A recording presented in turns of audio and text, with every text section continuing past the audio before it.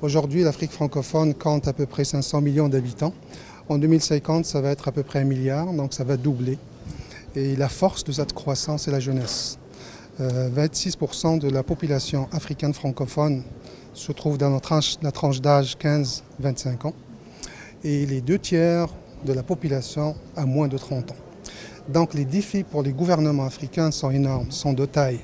Donc il y a des défis en matière d'éducation, il faut éduquer ces jeunes-là.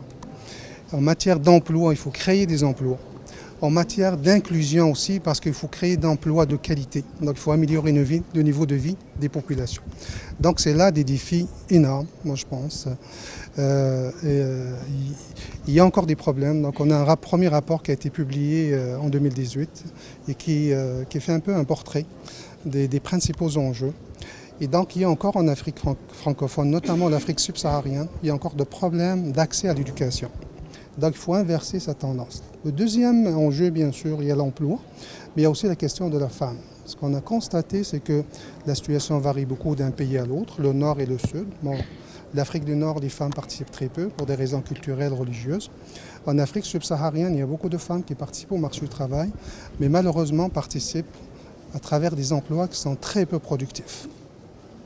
D'ailleurs, on a constaté dans notre rapport, c'est que les pays francophones africains où la population, notamment les femmes, participent le plus au marché du travail, sont les pays qui créent le moins de richesses. Et donc ça, c'est un problème de productivité, problème de qualité des emplois. Et donc il ne suffit pas seulement d'éduquer, il ne suffit pas seulement d'employer, mais il faut que les gens se trouvent dans des emplois qui sont productifs de qualité, qui leur permettent de participer effectivement au développement de leur collectivité.